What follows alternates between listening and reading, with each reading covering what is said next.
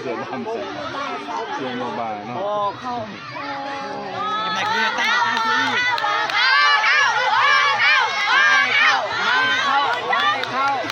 เซฟเลยเซฟข้ามข้างเซฟเลย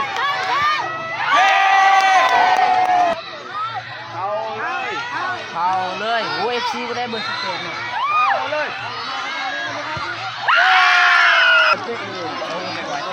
ทำนั่นเวลาเตะลูกโทษอย่างนี้นะซูมเงินนี่แล้วกันขันนั้นเลยเอ๊ะมีขันเงินนี่แล้วกัน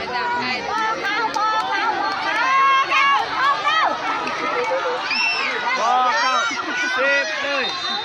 ข้ามข้างเซฟเลยที่เข้ากระชับสองหนึ่งเอาเลย2เนาะ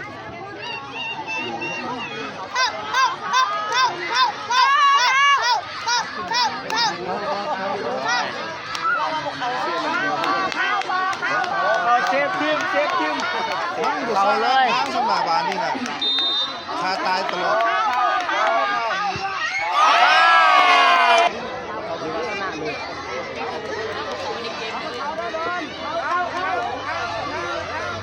คนเตะสื่อแล้วนะเขามันยิงทางหนุนเรื่องเสือกูเอาเป็นนาลูกสุดท้ายเด้อนี่นะถ้าว่าเข้าแล้วก็ถือว่าชนะ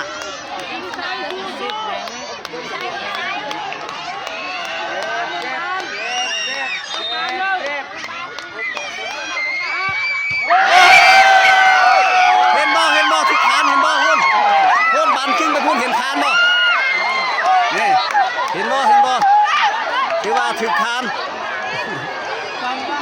ยาวก็เล่าไปดีนะ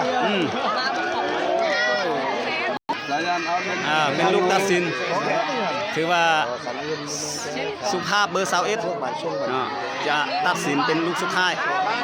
ของเกมเอาเลยน้ำหนัก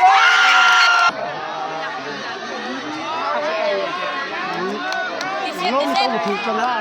บ้านก็จะเคลื่อนบานจะออกไปทางซ้ายบานจะออกไปทางซ้ายดูดจับใส่เลย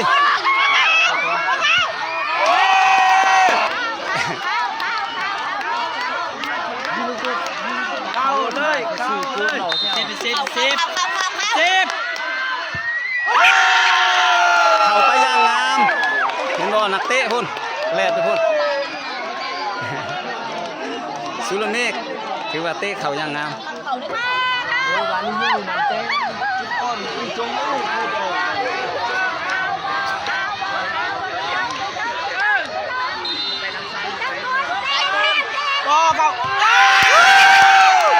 ลูกตัดสินแล้วตัดสินแล้วเห็นบ่ลูกตัดสินแล้วเห็นบ่เห็นบ่ถือว่าบัตรออมมาไปแล้วทีหนึ่งเห็นบ่